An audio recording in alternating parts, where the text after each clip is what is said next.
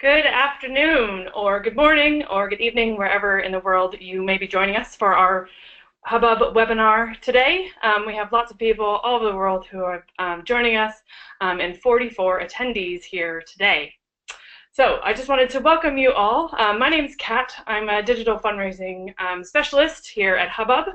And I wanted to welcome you today and thank you for joining.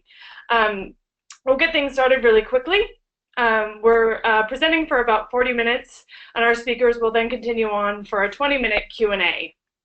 You will have a questions icon, and you can submit your questions through the questions tab, and you will be able to put those questions to our presenters, and we'll run through them. Don't worry if we don't have time to answer them all. Our speakers will take those questions away with them and get them to you as soon as we can so that all your questions will be answered. We have a hashtag for today, which is hashtag HubbubWebinar, and you can follow us on Twitter at hubbub.net or hubbubnet. Just going to introduce our speakers very quickly. So we have today Harmonie Farrow, who is the director for the Office of Loyalty Giving at Texas Christian University. Harmonie has been instrumental in creating their Social Ambassadors program, and we're really excited to hear about the TCU story and their experience today. Lewis Clayton is Hubbub's digital fundraising consultant. Lewis has been with Hubbub from the very beginning, and he's been working with our clients and other annual giving managers and directors in the sector to help them with their digital fundraising needs. So without further ado, I will turn it over to our speakers, and you'll hear from me later on with our Q&A.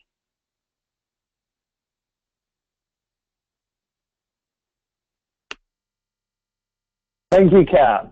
Thanks for the warm introduction, and thank you for organizing this webinar, actually. It's a great pleasure to be speaking here about a topic that I personally am very passionate about, and also a great pleasure to be talking alongside Harmonie, who gets asked to do a lot of these because people want to hear what she's doing at TCU. So just to quickly run through what it is we're going to be speaking about today, I'm going to take the first session and just talk about why social media ambassadors are important, but also a framework for how we can utilize them best. I'll then touch on social media and technology and the influence that has on how we do things differently today. I'll then pass over to Harmonie, and Harmonie will then talk through TCU's story, where they began 3 years ago, why they began, and what their program looks like today. But Harmonie will also touch on not just the fact that they have ambassadors, but they have a very highly engaged community of ambassadors and how they did that, how they managed to bring those people together. And as Kat mentioned, she'll then lead the Q&A at the end. So to start with, I thought it would just be useful just to explain how I got passionate about social ambassadors. It started about 6 years ago. So me and a friend decided that we were going to start an online store. And we said, can we start an online store with just £50? So we got the store together, and somebody said to us, well, one idea is to give your product for free to a blogger. So we did it. We gave it to a blogger. They wrote about our product and reviewed it. And 2 days later, after that review going online, we actually had our first sale. And to our amazement, that sale was all the way in Australia. Somebody in Australia had bought something from an unknown store halfway across the world. And from that point, the kind of word-of-mouth marketing become a fascination of mine. I then joined Hubbub, and mainly because of their philosophy of how fundraising works, especially digital fundraising. It's around networks. It's around who are the networks I know and what are the networks that we can then reach into to tell our story. So before we begin, I actually did a quick analysis of the data across our platforms, because that's talking about word-of-mouth marketing, but word-of-mouth fundraising is a thing. It's a thing that we have used in the past, and it's something it's just more relevant than it was then because of digital. So we had a look.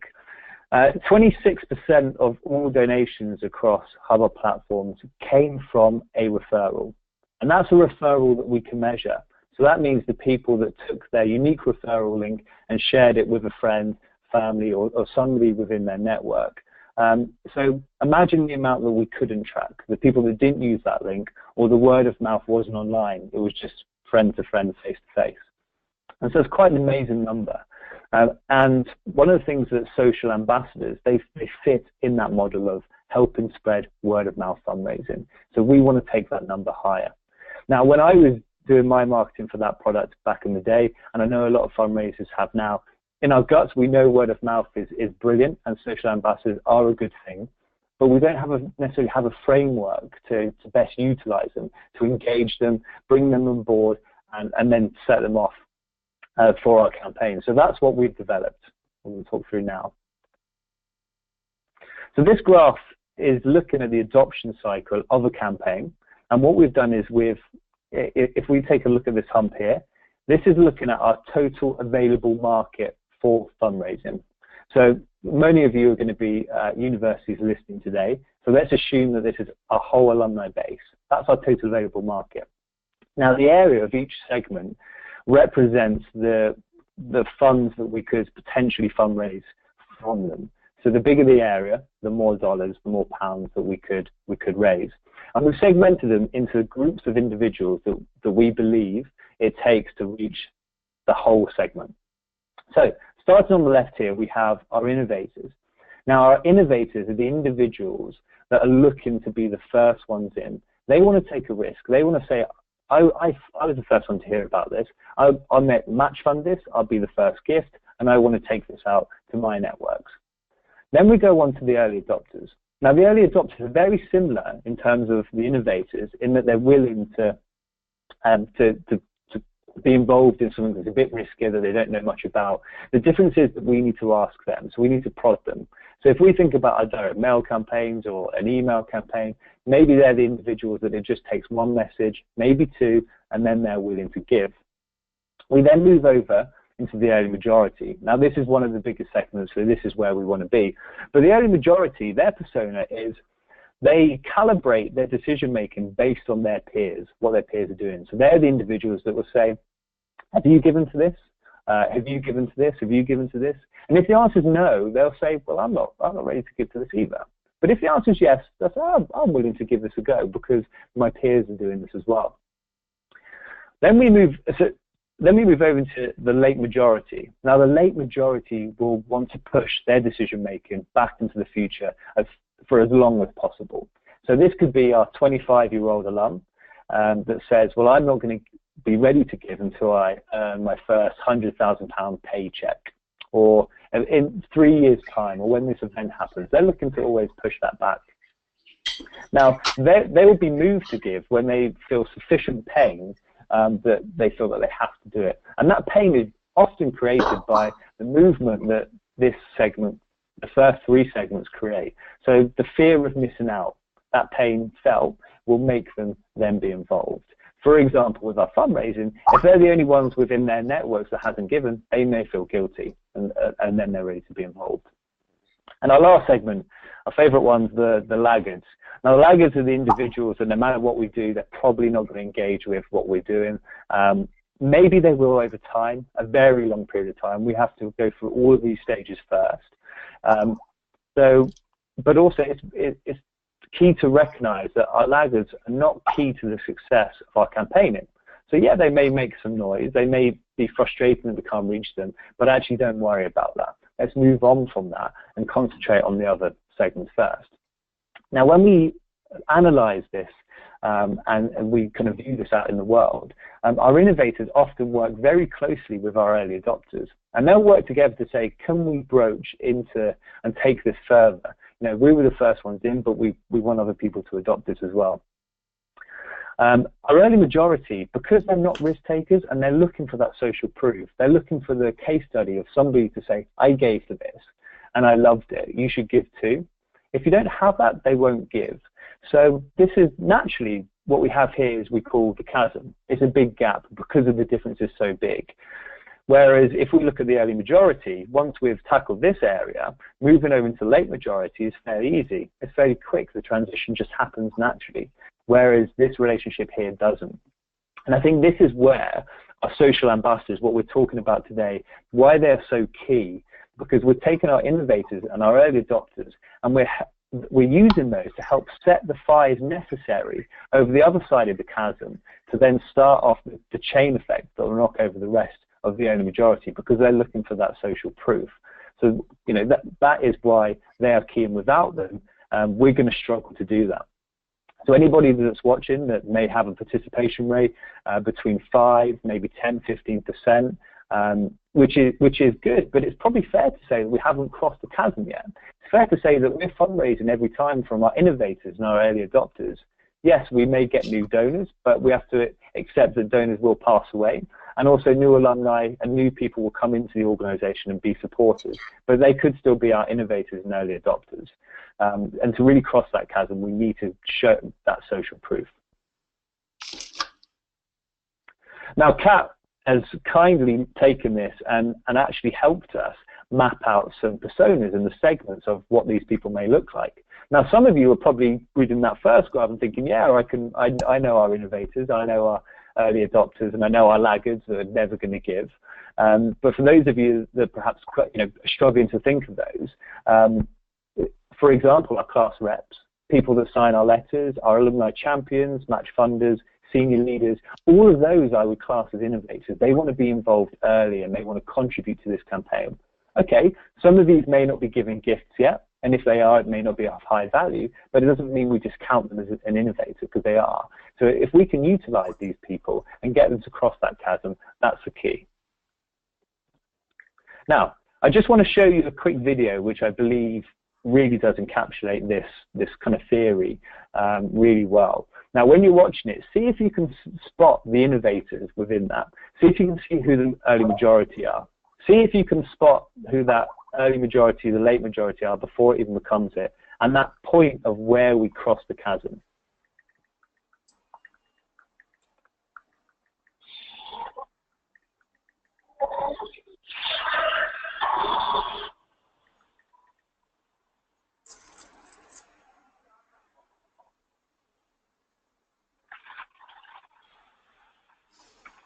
Ladies and gentlemen, at TED we talk a lot about leadership and how to make a movement. So let's watch a movement happen, start to finish, in under 3 minutes and dissect some lessons from it. First, of course, you know, the leader needs the guts to stand out and be ridiculed. But what he's doing is so easy to follow. So here's his first follower with a crucial role. He's going to show everyone else how to follow. Now notice that the leader embraces him as an equal. So now it's not about the leader anymore, it's about them, plural. Now there he is calling to his friends. Now if you notice that the first follower is actually an underestimated form of leadership in itself. It takes guts to stand out like that. The first follower is what transforms a lone nut into a leader.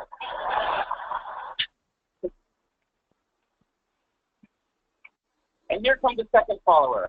Now it's not a lone nut, it's not 2 nuts, 3 is a crowd, and the crowd is news.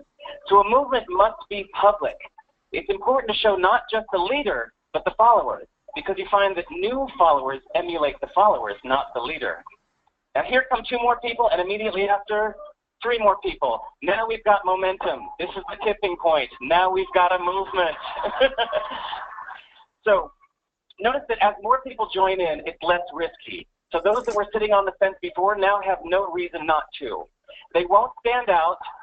They won't be ridiculed, but they will be part of the in crowd if they hurry. So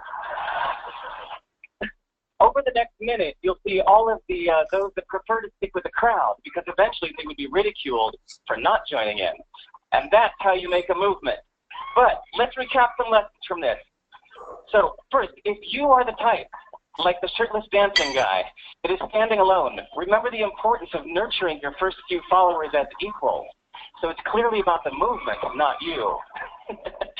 Okay, but we might have missed the real lesson here. The biggest lesson, if you noticed, did you catch it? Is that leadership is over-glorified. That yes, it was the shirtless guy was first, and he'll get all the credit. It was really the first follower that transformed the lone nut into a leader. So as we're told that we should all be leaders, that would be really ineffective. If you really care about starting a movement, have the courage to follow and show others how to follow. And when you find a lone nut doing something great, have the guts to be the first one to stand up and join in. And what a perfect place to do that, the TED. Thanks.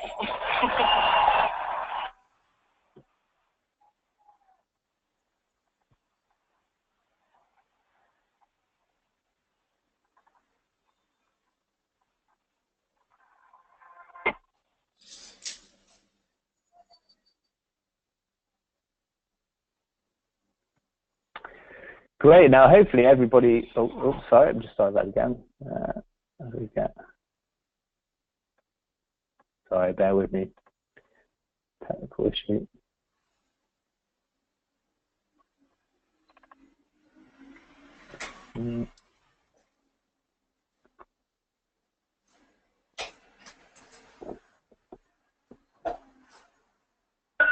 Sorry about this.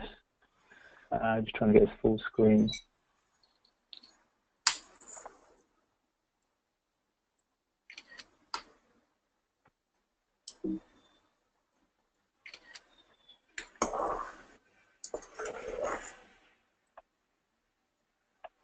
Okay, I'll just carry on a moment while we can't get this full screen.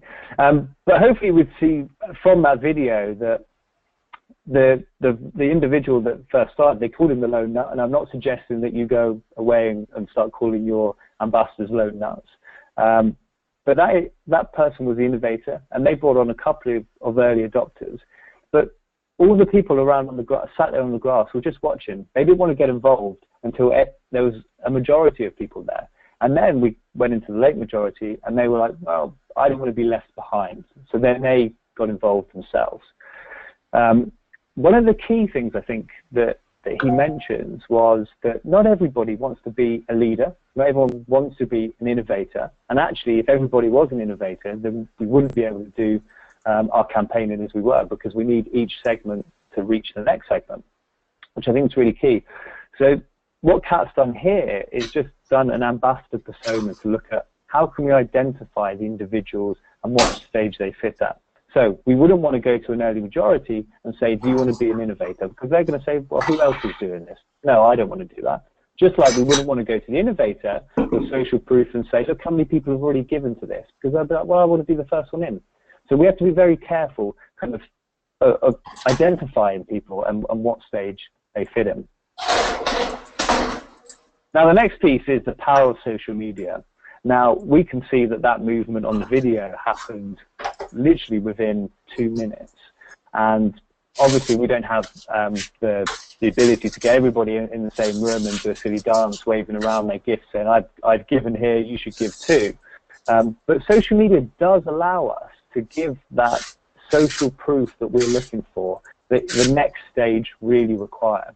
So when I go and like the campaign, or say I've just given to this campaign, everybody can see that within my network without me even having to go and tell them. So when I do go and tell them, we then have a kind of a bigger effect, and that's the stage we're playing at the moment. Now I'm going to hand over to Harmonie in just a second. Before I do, I just want to tell the story of kind of how we began speaking. Harmonie emailed Hubbub just last summer, and I happened to pick it up at the time. It was 10 p.m. my time, and I thought I'd just give her a quick call to see if I catch her. I remember Harmonie did answer the phone and said to me, I apologize, Lewis, but I've heard probably about 12 salesmen, seen 12 different pitches, and I've lost a lot of energy for this project, for looking for a vendor. So it's a bit like, this could be a difficult one. But as we got talking to each other, it was clear that what we believed in unlocking networks, Harmonie had already been doing for 3 years. 3 years before we'd even been met. So it was a really natural fit there, and I'll let Harmonie talk about kind of how we work together. But Harmonie did invite me to their Giving Day last November, which was a massive eye-opener. So I flew into Texas. When I flew in, I picked my car up and went to park it, and this was the contraption that I was greeted with. So somebody who was born in the digital age and going to talk about digital campaigning, this was how I did my ticket. So I stuffed in my dollars there and didn't get a receipt, so I didn't know if I was going to come back and my car wasn't there. But it was there. Then we got into the week. Harmonie put us hard at work. So this is us in the control room, counting many different tickets, which was great fun. Luckily, it wasn't all hard work though, and we did go for the best margaritas in town, which were very good. But I think actually we would probably call that stewardship, because then what happened the next day was I then gave my first gift to TCU.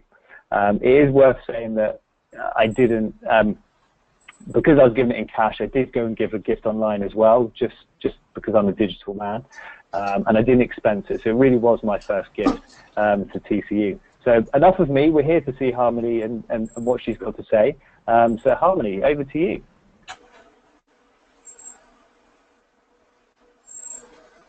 All right, well, thank you, Lewis, for the introduction. Hopefully everybody can hear and see me okay. I think maybe we will flip over to my first slide so that people don't have the wrong idea about Lewis and I having margaritas. We worked very hard. We, as Lewis mentioned, this past November was our 3rd annual Giving Day.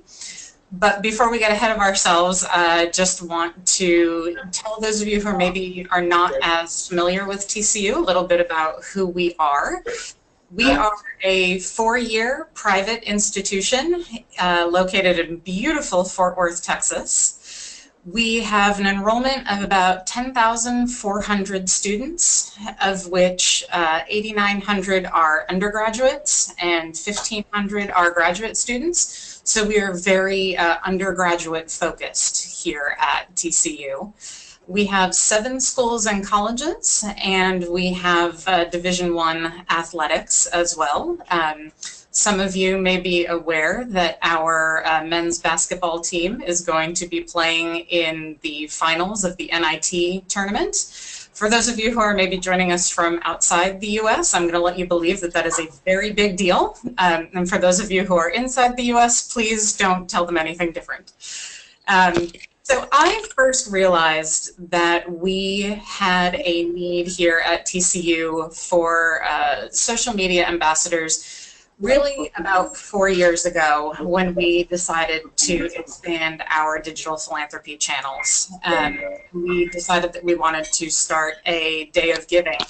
And I have to say, watching the video that Lewis shared earlier, I have to wonder if that makes me the lone nut who was then recruiting other volunteers to come and bring others on board. So I'm wondering, I believe Kat is going to put up a poll question for us now. I'd just love to be able to see who all else with us is currently doing Giving Day programs. And if you are not currently doing a Giving Day, if you are planning on doing that soon.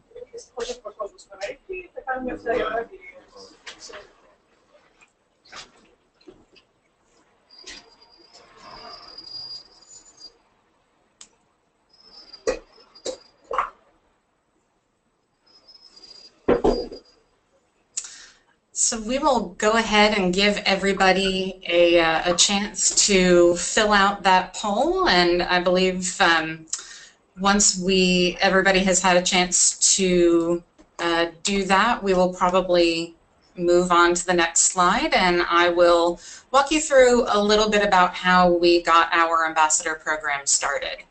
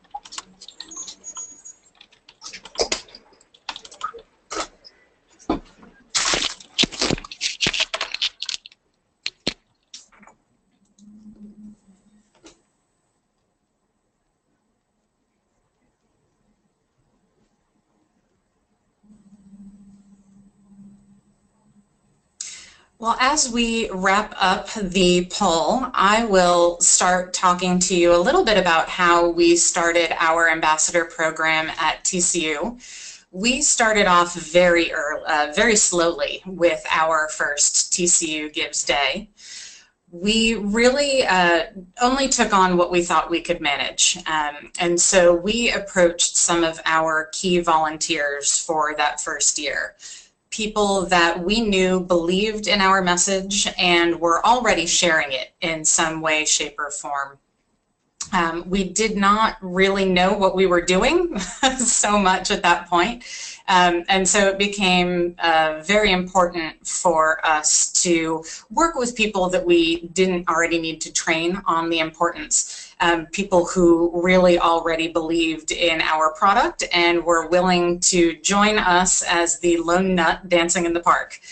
So we recruited 6 such people. So there were not many of them, but they were very excited to take part.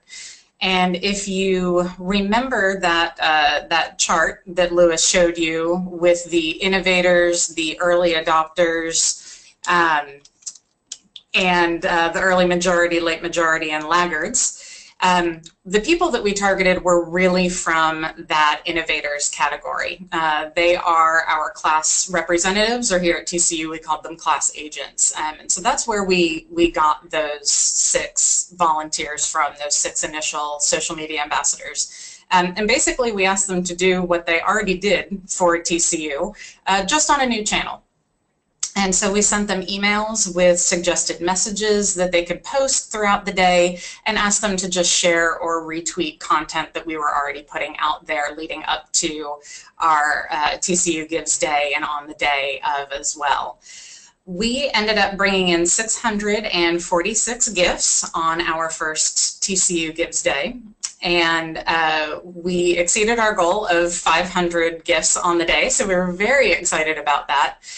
But because we were so new at this, we didn't really track any metrics on social media engagement or impressions, but we had a general sense that sharing our message on social media was probably a good thing. So we decided that in the next year we would be a bit more intentional in our social media outreach.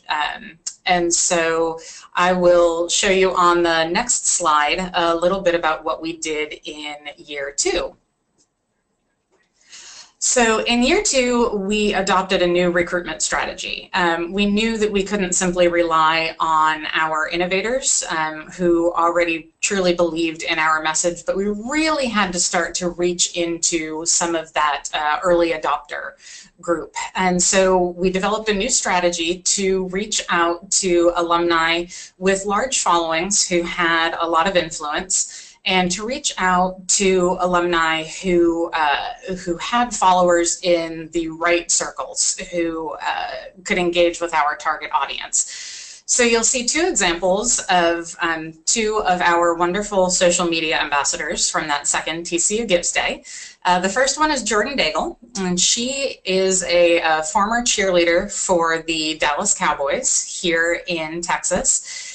She was a cheerleader at the time that we recruited her to be a social media ambassador, and as you can see, she had a very large following, about 12,900 followers at the time. What we were aware of, however, was that many of them were probably not following her because they loved TCU. And so we knew that we had to balance having social media ambassadors like Jordan with social media ambassadors who look a little bit more like John Mark. And when I say look a little bit more like John Mark, I'm not referring to his beautiful grin in that profile picture. I mean more the makeup of who his followers are. So he has a significantly smaller Twitter following, you can see on that slide, which will hopefully come back up again here in just a moment. But he only had 515 followers. Oh, there it is, great. But what we do know is he was, not only was he an alum who gave to TCU and was very passionate about the university, but he was also the director of the first year experience in our student affairs office. So he was very well connected to our students and our young alumni that we were trying to reach. So while his reach was not going to be nearly as far, it was diving deeply into the audience that we were trying to target. So I think when recruiting social media ambassadors, it's important and okay to recruit a diverse group of people. And that can be a group of people with a diverse background in giving to your institution as well. You certainly want consistent donors who truly believe in giving to your organization. But I think it's also okay to recruit people who are maybe not necessarily consistent donors and maybe not even donors at all. And I will share with you just a brief story. One of the Twitter accounts that we decided would have a lot of influence with our audience was a Twitter account called Frog Updates. It was an anonymous account, but it had a very large following, about 50,000 people. And we knew that this was reaching our target audience, and it was reaching a lot of our target audience. And so we felt it would be pretty important to bring that person on board. But again, we didn't know who they were. So we followed them, asked them to follow us, and then 140 characters at a time through a direct message on Twitter, we recruited them to be a social media ambassador. They were wonderful for us, did an incredible job. Fast forward a year later, and we had a wonderful student come to our campus and interview to be a member of our Student Foundation program here at TCU, which are our students who lead our class fundraising programs and serve as our Student Alumni Association. And he said, by the way, I'm Cy Sonder. You probably know me better as Frog Updates. I want to be a part of this organization because of what I already do with your office. So you can actually build those relationships offline through online relationships that you establish with your ambassadors. So in year 2, we were able to grow our social media ambassador program to a whopping 65 ambassadors, which was a huge growth from our initial 6. But it was still a very manual process. So on this next slide, I'll show you a little bit about how we managed that. It was basically all done in an Excel spreadsheet. We kept manual records. Those cards that you saw on the previous slide, we actually had a staff member who put those together with profile pictures, interests, all kinds of information about each ambassador and how we could potentially engage with them, what kind of content they might like to share on their channels and things like that. Again, it was all tracked in this spreadsheet. In year 2, we decided it might be really important to create a handbook for them. A little bit more detail for them to better understand what the job would entail, what exactly it was that we were doing, and we went into the process with significantly more foresight this time. We also created a website for our social media ambassadors to go to where they could grab images, suggested content that they could share leading up to TCU Gives Day and on TCU Gives Day as well. That was primarily intended for things to be a little bit easier on our staff member, Elise, who really works with these volunteers and is their primary person of contact here in our office. What we found was it made it a little bit harder for our ambassadors. They then had to go out and find things instead of receiving that email from Elise that pushed the content out to them. So we would address that in year 3. But we had significant results in this year as we were more intentional in recruiting our ambassadors, training our ambassadors, bringing them on board.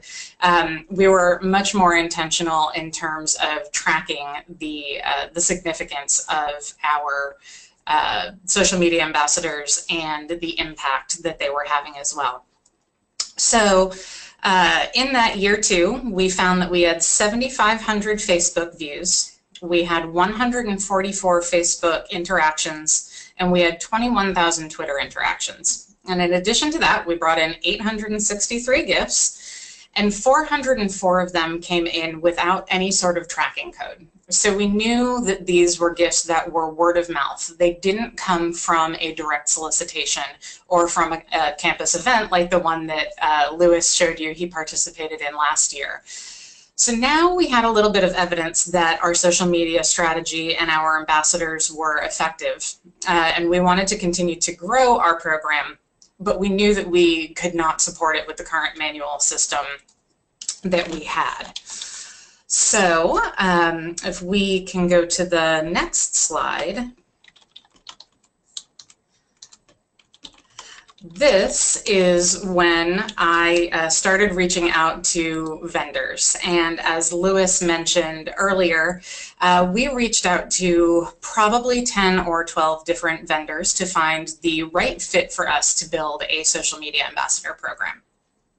Hubbub was able to build us a tool which has been extremely beneficial both for us and our staff and for our volunteers as well.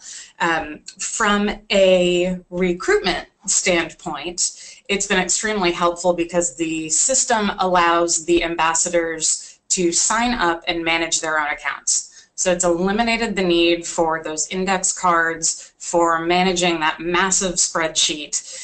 So it's been a huge time saver for our staff.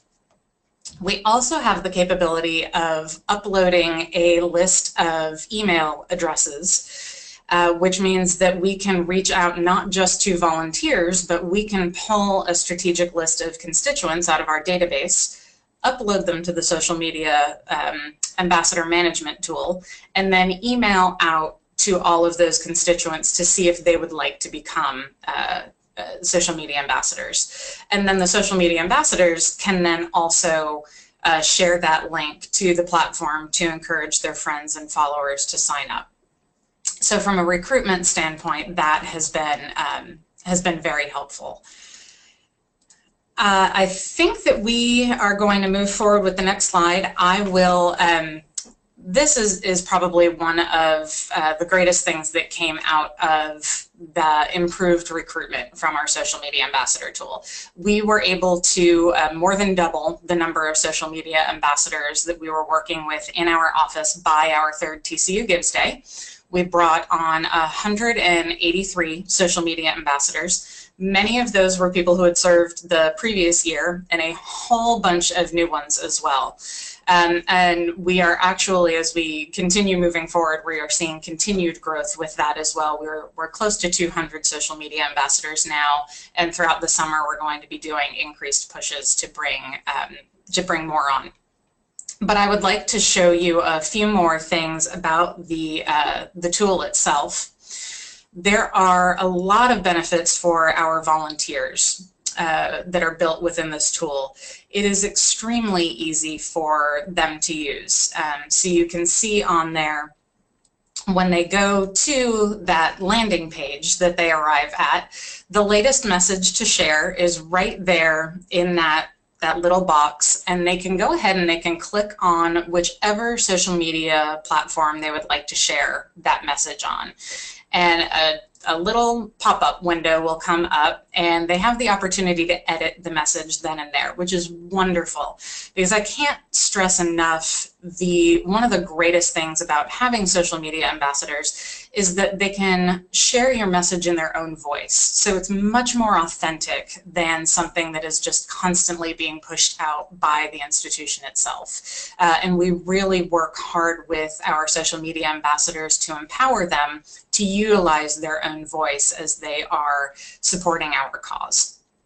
So having the ability to edit that message before they can send it is very, very helpful. They also have the ability to see the impact that they are making in real time. So you can see that there is a leaderboard. This is the leaderboard for our current campaign, which is not TCU Gifts Day. It's called Honor Horn Frog.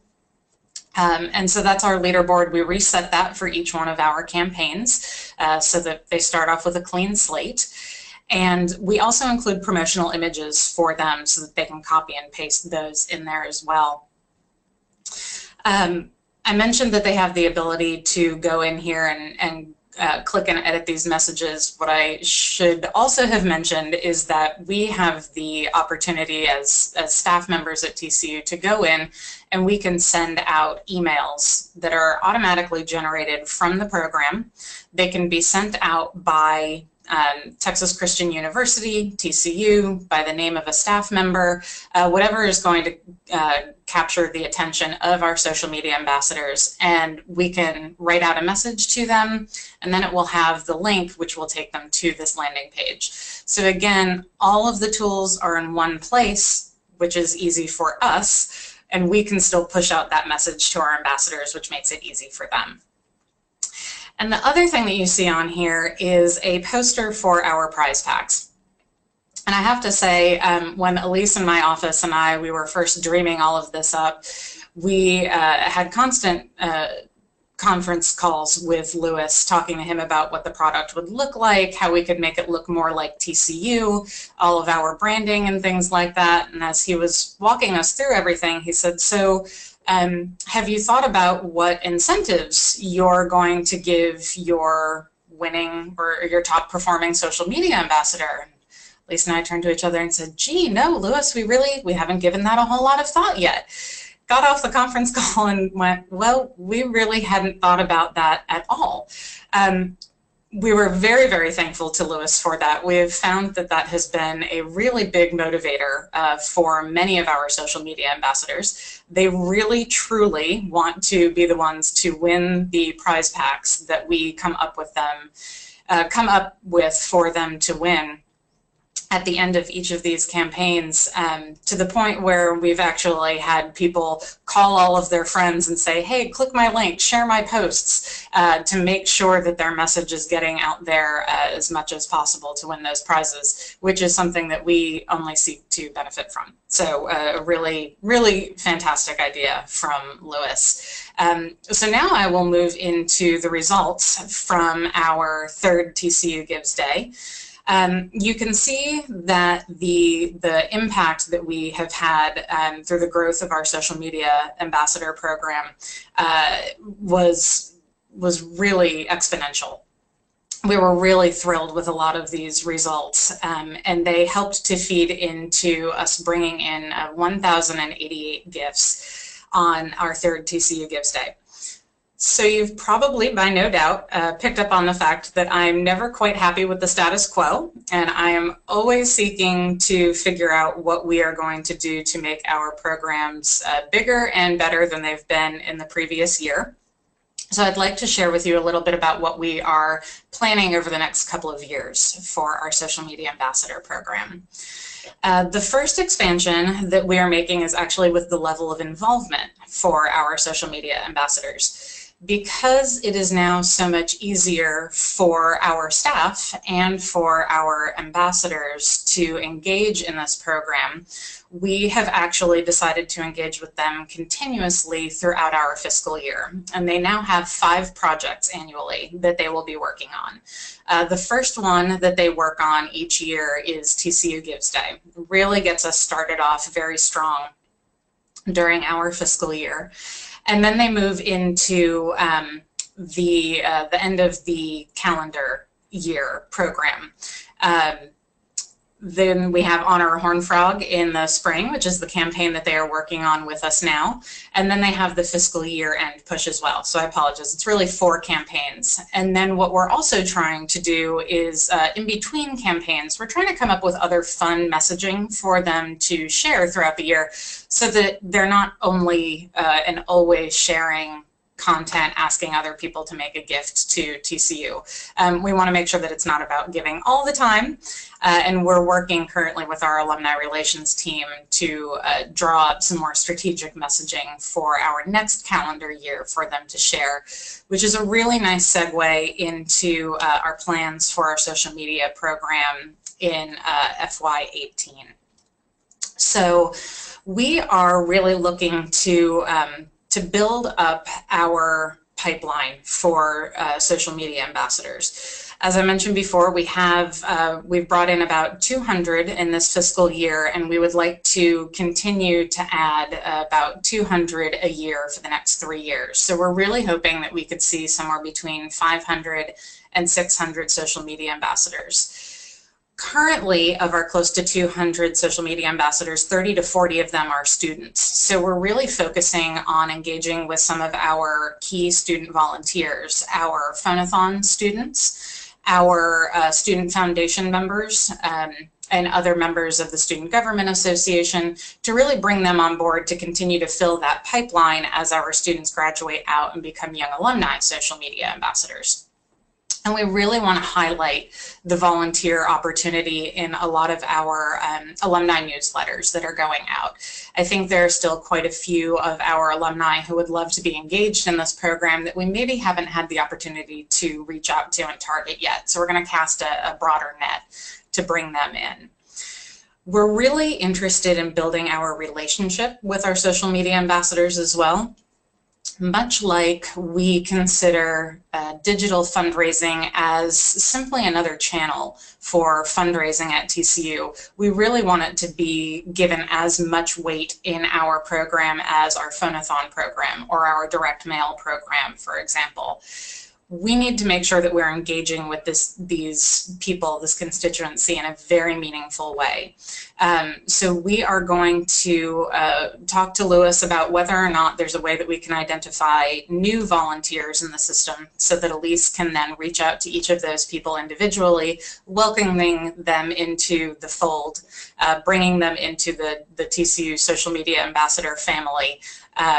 And then having a staff member meet with anybody who is a local volunteer, taking them out for a cup of coffee, thanking them for what they do for TCU on a continual basis, which really leads well into stewardship. I think it's as important to steward our volunteers as it is to steward our donors. And so we're working to create a special segment of our quarterly e-newsletter, which will specifically highlight the impact that our social media ambassadors are having on our fundraising efforts. And we'd like to invite them to receptions that we are already currently putting together for some of our high-level donors. We're also being very cognizant that this may be a gateway to continued volunteer engagement at TCU. And so really targeting some of our top performing social media ambassadors to move them along that volunteer continuum or volunteer pipeline, figuring out what other roles they might be good for, whether that's serving in a regional alumni board or national alumni board, serving as a class agent, or maybe on our leadership donor council. With that, I think I am going to stop talking ad nauseum, and I think we are going to open things up for some Q&A. Thanks very much, Harmonie and Lewis. My apologies to our attendees for the little bit of background noise that we had in the earlier part of our webinar, but we've sorted it out and you shouldn't have any more disruption. So I'm just going to, we had a couple of polls that we weren't able to get to because I wasn't able to share my screen and get to the polls. So I'm just going to launch those quickly. So first one here, give you a couple of moments to fill that out.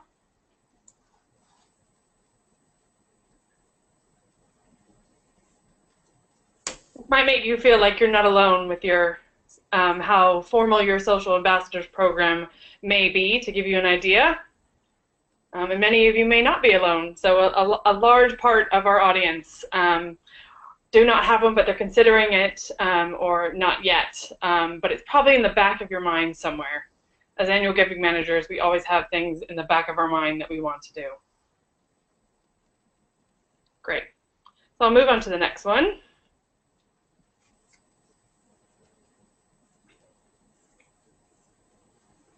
And this one we just wanted to ask, for those of you who had done,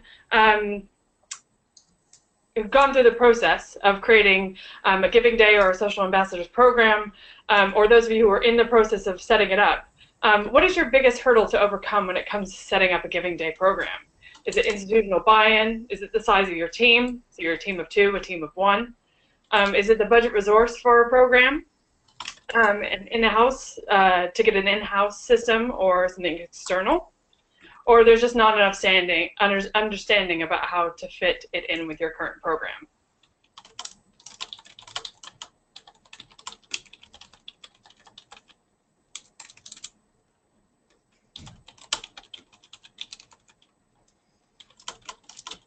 Just a couple more moments.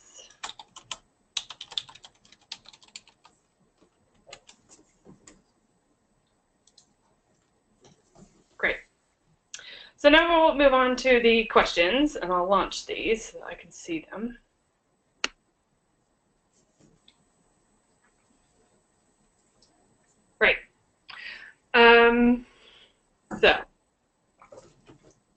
see if we can get to some of the questions here.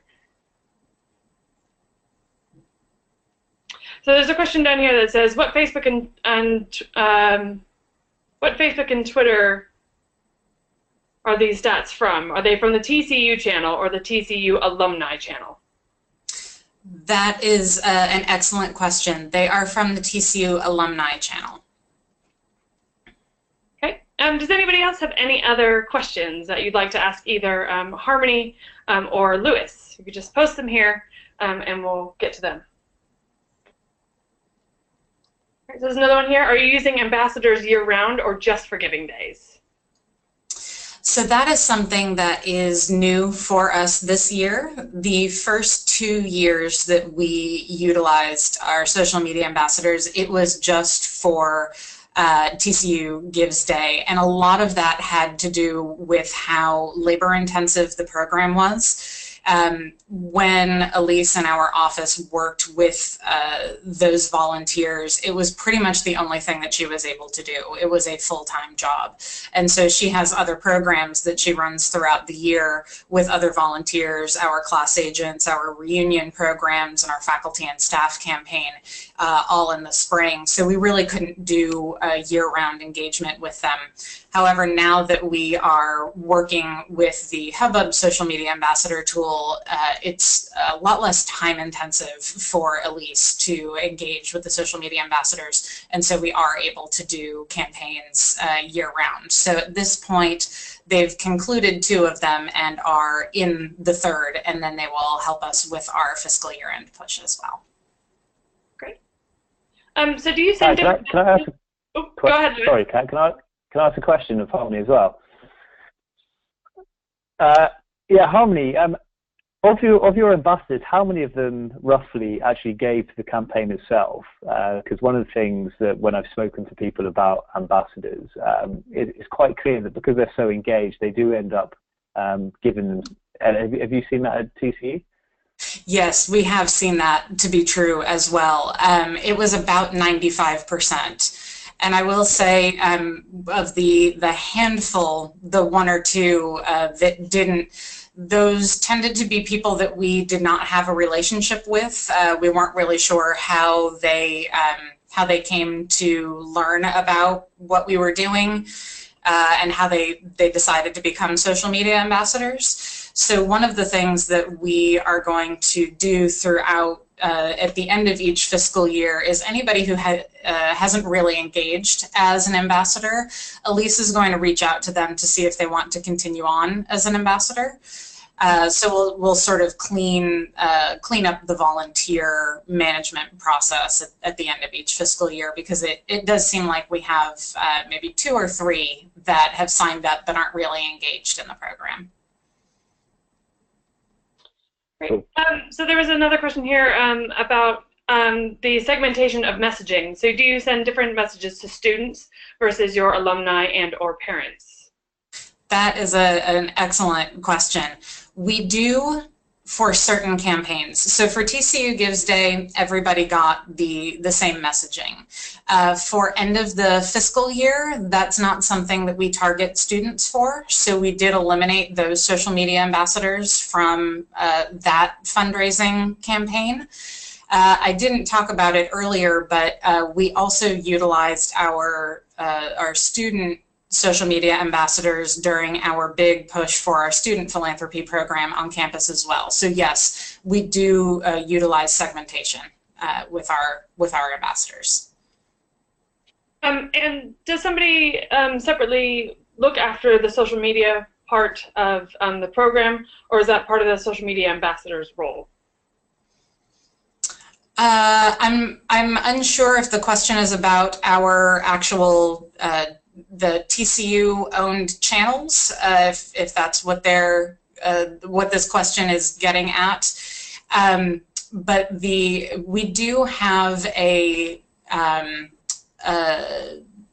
direct marketing coordinator on our staff. Sorry, it took me a minute to think of her title. We just simply think of her as Lucy, and she's amazing.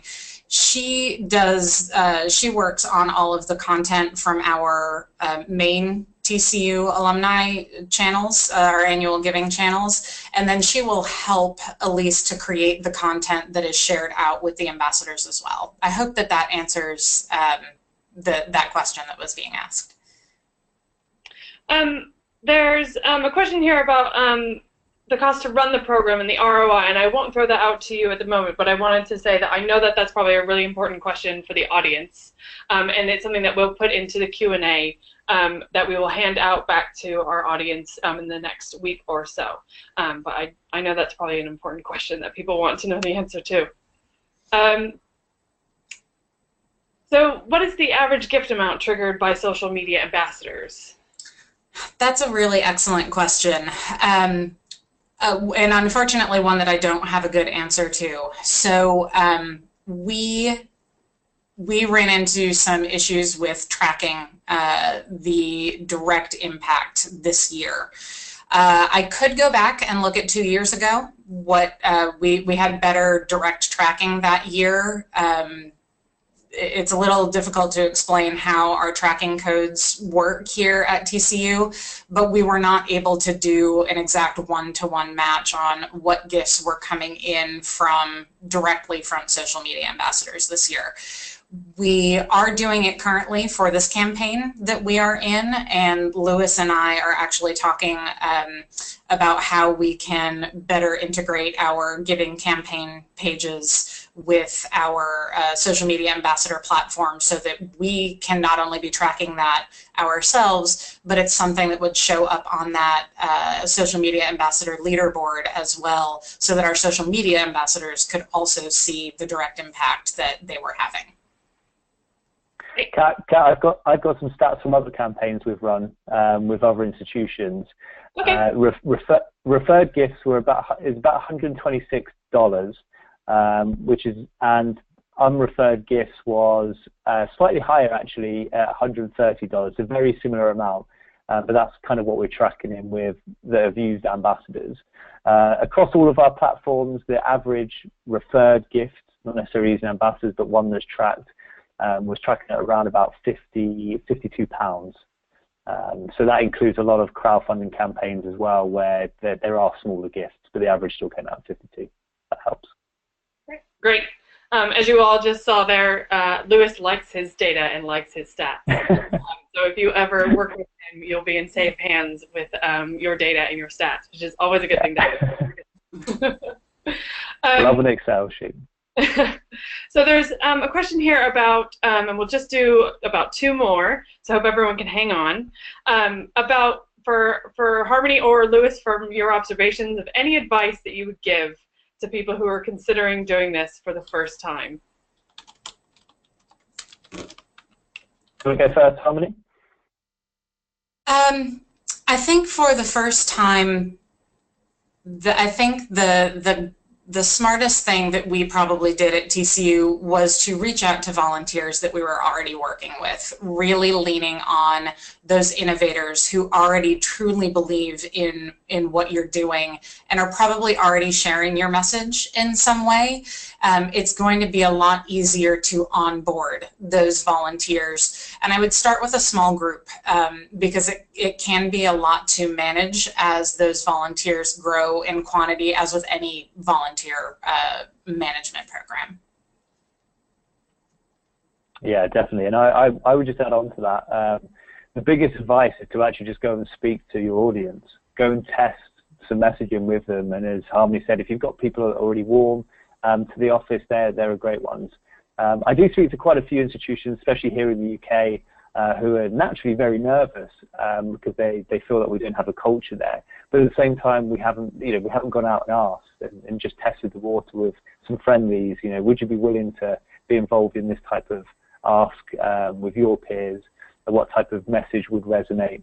The biggest advice is just go out and start speaking to some people and test and iterate in small quantities. I have one, which is one I always give whenever I talk to anybody about any kind of digital fundraising, is when you're doing your budget, not only consider how much it may cost for an internal or external platform, put in there how much it will cost for a person, part-time or full-time, to lead that process.